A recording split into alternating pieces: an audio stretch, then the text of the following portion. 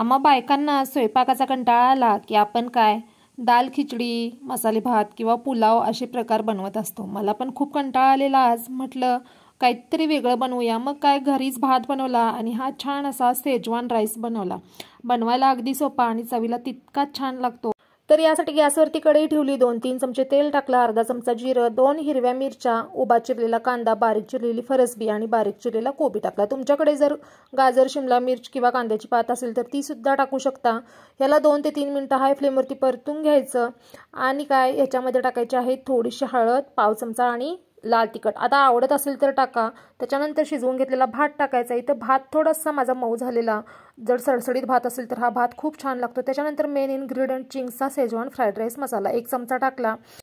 ह्याच्यामध्ये मीठ सुद्धा टाकायची गरज नाही, व्यवस्थित परतून घ्यायचं। वरून छान ओली कोथिंबीर टाकायची आणि झाला की नाही आपला फ्राईड राईस तयार। नक्की ट्राय करा। रेसिपी आवडली असेल तर चॅनलला सबस्क्राईब करा।